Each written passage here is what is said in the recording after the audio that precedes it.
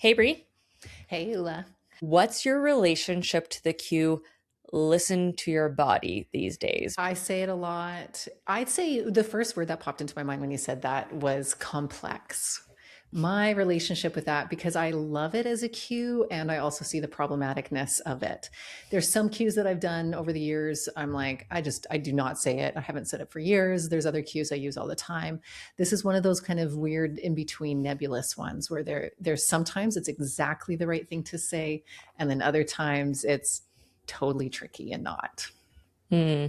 Yeah, I could see it creating confusion for some, but clarity for other people. Because really, what does that even mean? Listen to your body. Yes. Well, and that's bingo. That's it. And like just listen to your body because especially like so for me as a teacher, I'm really about wanting to offer autonomous experiences, i.e. offering people a space to learn about themselves because hey, guess what? That's what yoga is. And we can do that through our yoga asana and movement because that's predominantly of course what we're teaching most of us are movement based yoga practices. So by doing so, we can bring the yoga to life through just listening to your body. However, those like habits of the body, the habits of the mind, for some of us are so well worn that on a purely physical level, for example, if I told somebody, so okay, let me give a very clear example. So somebody has a postural habit of tucking their pelvis, posterior tuck a bit, and having the hips forward, like that sway forward. Can everybody imagine that? So the person is like the hips are kind of pointed forward and their butt looks tucked. And so because like what we're talking about is like postural habits. Postural habits, what's a habit? Something that's unconscious. So in our body, we all have postural habits that we do unconsciously. Those are the default. So if I was trying to do a Tadasana, which is in this case, let's think about it just very simple, feet pelvis width apart. Let's just stand gently tall. I'm not talking about the classic Tadasana where we're soldiers standing upright at attention. If I ask somebody to be in Tadasana, mountain pose, and just stand in a comfortable way, the postural habit is going to be for that person. We're going to watch the pelvis shift over towards the toes. We're going to see that butt tuck a little bit because that's their postural habitual default. So we can see if the cue, just listen to your body, that's where the body's going to go. I hope that makes sense. And so in those moments, as teachers, we need to understand kind of maybe the more common postural habits that people have. Another one would be when we stand, and I'll often cue if when we're doing this in workshops, I'll often get people to, okay, everybody stand like you just ran into a friend on the street and you're standing and talking, or you're at a party. And most of us, then you look around the room and you see most of the people with their hip popped out a bit, right? We've got more weight on the one leg, arms crossed. And we stand like that because it actually feels comfortable. Is it good? Is it right? Is it wrong? I never want to go into black and white things and don't ever stand that way, but it's probably over time not a postural habit that's really supportive because that same hip that we're putting the weight on will actually show up in a lunge. That hip who's used to being out to the side, that in a lunge, that hip will pop out easily to the side. So again, if as a teacher, if I'm giving a cue in a lunge now, and it's like, just listen to your body, go with what feels right. What will feel right is that hip popping out. So that's again, so why we want to know as teachers, well, what are these postural habits that we have, most of us, and how can I cue in a way that's the time that I don't want to say, just listen to your body. That's the time where I'm going to be more specific in my cues and be like, okay, I know most people let that hip pop out. I can look around and see it. So I'm going to talk about that. Pull your hip in. If you've ever been to any of my classes, I say shloop. You kind of shloop that hip in. It's a sound effect cue. So so I hope that kind of gives a little bit more context. So other times that just listen to your body to feel right is when you as a teacher give what I call a buffet of cues or a buffet of options. I'm not saying every pose needs to have 12 different options. That's not helpful. But having a way of teaching that you're showing variations, you're not placing hierarchy, of course, on those different variations. So people can Goldilocks it People can go, okay, wait a second. So I'm going to try it with this block. I'm going to try this variation, doing the block slightly different. Which one feels better? Okay, cool. That one does. Will the person still maybe go into that postural habit? Maybe sometimes, but you as the teacher then knows how to cue out of that habit, hopefully. Right? So funny. It's like you're like talking habit, and I keep looping back in my brain. Just because it's a habit doesn't mean it's good. And that's Yeah. kind of what you're saying. Like if you're, yeah, for some people, the default, I as a hypermobile person, if I'm not paying attention, I definitely lock my knees. I, like pop, and then I'm like, why does my hip hurt? And it's like, because you were putting your entire body weight into it. Like, of course it hurts. And I was also thinking the the student walking through the door, you cannot know what their relationship to listen to your body is. And some people, I think of like myself, who grew up dancing, who spent years and years thinking about what my body was doing in space, and grew up with people pointing out things, not negatively. Like I was actually to this day, I still think about one of my ballet teachers would say, pretend you're showing off a diamond on your chest. And so rather than telling us to stand up straighter, you would actually like have a prouder stance. And I like that because everyone adjusted to, like, yes, I get the idea of being like more open versus stand up straight, which is like what does that look like? Like everyone's going to look different. So I walk in the door, and you're like, listen to your body, and I'm like, oh yes, I have prepared for this my entire life. I have trained for this moment, versus someone who didn't. And then you say, listen to your body, and they're like, I have literally no clue what you're talking Yeah. about. They're Like, what like, does that what even? body? My body exists. I can think Yeah. about that. I mean, being like extreme. Right. And you'll have all those people in your class. Yes, yes. At the same time. So how do you think you could support a student into learning how to listen instead of just telling them? Like, what's a little juicy bit maybe a teacher listening to this could take? Yeah. Yeah. So it goes two things. One of them is like, I'm the biggest fan of before and after teaching. So teaching something, let's go back to that Tadasana thing. So I'm looking around and I'm going, oh yeah, wow. Because this is a very predominant postural habit. A lot of us have that butt tuck kind of habit. Not everybody, but a lot of us. So I'm looking around and I'm going, okay. So then I first maybe, and wouldn't do this in every class, but if I wanted to bring attention to this habit and help people change it over time to something a little bit more sustainable, then I go, okay, everybody stand into your most comfortable Tadasana. And then we see a whole bunch of hips shifting forward. Cool. And then I go, okay, now let's spend some time shifting your hips back, shift your hips forward, shift your hips back over your heels, feel the weight in the heels, feel the weight in the toes. And so we're going in between two extremes. So that's a little bit of that before and after, but not technically, because we're just going into like, oh, this is one polarity. We're going to the other polarity, hips forward, hips back. And then I go, they get to feel both polarities. And then it's like, now find the spot where you feel stable in between those two. Because if you're shifting your hips all the way forward, your heels are going to lift off and you might even fall forward. When you shift your hips all the way back, your toes are going to lift off the floor and we're going to be unstable. Where's your sweet spot? And it kind of goes back to the similar thing about your ballet teacher, about the diamond. It's like these cues that allow people to find their middle ground. And it's going to be different than everybody. And you're going to notice some people might still look like they have a tucked pelvis.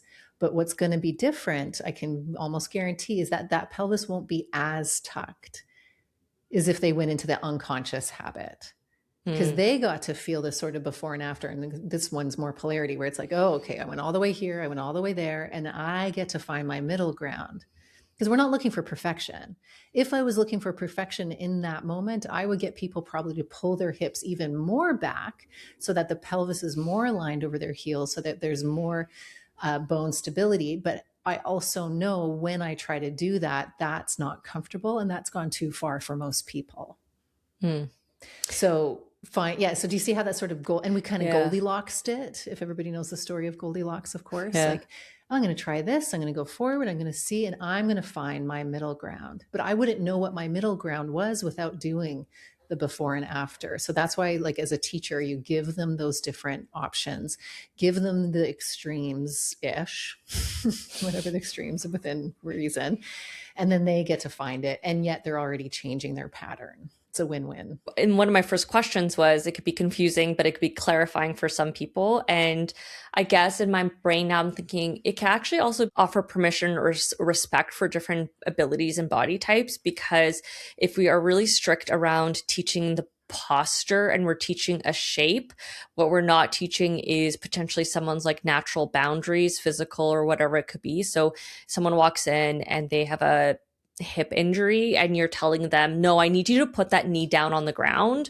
in a butterfly seated position, and you don't know.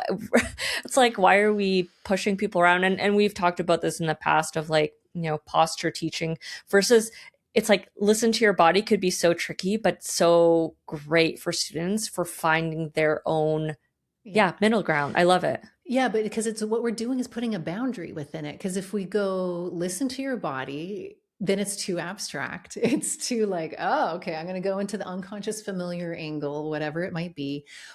And a lot of us, because of the world we live in, families that we might have had, or whatever power dynamics that show up in various ways, we've overcome or we've given away our body autonomy to other people. And in a lot of cases, when we go to some of these intense, let's say, I don't know, boot camp style class where it's like, just push through, blah, blah, we're really primed to override our red flags into the authority of the teacher, into the authority of somebody else. So, and that comes in a whole lot of layers and scenarios. And so you'll have people coming into the class and just unconsciously like, well, you're the authority, you, the teacher. So I'm going to listen to your directions. Right. And so they're going to like, we're already setting them up for the comfort zone of like, also not just like, I don't know where I am in space and I'm used to having somebody tell me and give me the rules. And so what we're trying to do then is create a boundary. And that's why I think doing the before and after and the smorgasbord or buffet option where it's like, okay, here's a bunch of different, I'll do this. Let's use one more example. I'll sometimes get people to sit on the ground with no props first. Doesn't matter what your hip mobility is, because notice how that feels. Some people, no big deal. Other people, such a big deal. A lot of people, somewhere in between. And so then I'm like, okay, we'll do this with a folded blanket sometimes. Okay, everybody get a folded blanket and just fold it very thin. Just put a little bit. And then everybody sits on it. And then I'm like, notice how that feels. This is the Goldilocksing of it, the buffet of options. Where, okay, oh yeah, actually that feels a little better. Okay, now let's do another fold, lift ourselves up a little bit. And then, oh, okay, and then we just go higher and higher. And sometimes I'll even, if I really want to prove the point, depending on the context of the class, I'll get us to sit on like 2-3 blocks or something to really know the boundaries. Like it's the same thing of the polarity of going forward and back on the pelvis. Okay, in this case, let's go and sit on as many blocks as we can. Notice how that feels. Now that we've put a boundary, we went to one extreme, no blocks. We went to a dramatic extreme, a bunch of blocks. Now take as many blocks on or away or props on or away until you find a place where you're sitting and it feels easeful. And it's quite eye-opening. And I'll do this with yoga teachers and workshops, So all of us as yoga teachers, we're yoga teachers. We're tuned into our bodies, but actually not always. So until we do kind of dramatic examples like that, it's quite eye-opening because, well, I could sit with no blocks, no problem. I felt fine. So if I just listen to my body, there's no big red flag. But if I go through a whole bunch of different prop options and heights to sit on, then I'm like, oh, actually, no, that's better. Oh, if I go a little higher, oh. Right. So it's almost even degrees of goodness. It's like I was fine without the prop because I have enough hip flexibility. But when I put 3 blocks on, now I'm just actually feeling easeful. I hope I'm trying not to scream with excitement because Brea, you're literally describing my life. So I'm hypermobile. I've talked about this before. And when you say like, oh, I don't need that block, I don't need that blanket. And it wasn't until later into my practice when I would go to certain classes and people would just encourage me to try different options. And I suddenly like clicked in my head that, okay, yes, I can sit like this, But because I am a hypermobile person, it causes a lot of tension in my body because I have to like really, I'm guarding myself basically. To sit up like this, I'm basically guarding and I'm like constricting and I'm tense, but I can do it. And then I remember taking a meditation training and they came up to me and they're like, why don't you try this? It's one of those like folding seats you would take to like a festival, like a festival chair. And I was like almost like, you know, like moment of like, oh, Yeah. what are you talking about? I can sit I'm for fine. hours. I'm Yeah. fine. And then like, just try it. I tried and I leaned back and I was just like, I have been so rigid and tense this whole time. And no wonder I'm not relaxing into this. No wonder I'm not like enjoying the meditation process as much. It's like, sure, I can sit this way, but why am I making it harder than it needs to be? Anyways, that's a No, no, no, tangent, but no, like give no. the It is. Hold gift. on. Whoa, whoa, whoa, whoa. It is not a tangent. That is actually one of the best examples of what we're talking about because this is why trusting the cue and why we're even having this as a whole entire episode conversation is like why that cue, just listen to your body, is like really great and then not really great because that's exactly it. It's not just the people who are like ignoring something that's obviously not good. It's actually trickier in the nuance of what you just experienced because you weren't really feeling anything that bad. It was Yeah, it actually, was my you were normal, fine. like air quotes, my Yeah. normal was just, my normal is tense. Yeah, but you would never have I known would never if have you known. didn't No. get the options. And Hmm. then this is that nervous system conversation that we're always circling back to too, of the like that feeling of sitting back on that chair. It was, to me, I interpret that as the nervous system going, like, Literally. I'm like, holy I love a shit. good prop now. I'm like, give me the blankets, give me the Yeah, I blocks, want give me the that. things. Because you get a feeling of actual ease and your nervous system isn't working overtime to hold you upright. But none of us know until we try. So honestly, it's Goldilocks. And I'm always very, Hmm. uh, like, so if you don't know the story of Goldilocks, I know people in different countries listen to the podcast and it's not a ubiquitous worldwide story. So Google Goldilocks if you need the story. I've learned that the hard way using that example in other countries, and people are like, go What? what? So I'm very hyper aware every time I use it as an example. Anyways, that's why, but so as teachers, it's like, put a boundary in your cueing, meaning give people options, let them try out different things to different extremes, aren't the right word, but different polarities, let's say. And then they get to go, oh, I didn't even know. And this is appropriate for hypermobile bodies and not mobile bodies. It's a win, win, win, win. In fact, if there's any other type of cueing you ever do and you forget it all, but this is all you're ever doing, I think you're a step above, because other type of cueing that you might have learned in your teacher training, that's all like a script, that sure doesn't let this type of teaching happening. And then this is nervous system supportive teaching, this is inclusive teaching, this is creating lovely supportive spaces where people have boundaries and instruction. That's why it's like, here's what I'm offering you, but you get within the container of the things that I'm offering, you get to find your what is right. And then we refine and hone what feels, the question or the cue, just do what feels right for your body.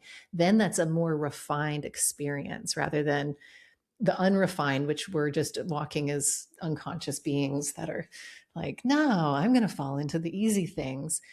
So sometimes I'll say one more thing on that as we kind of wrap this up. I often talk about with the nervous system, your nervous system wants to always go the path of least resistance.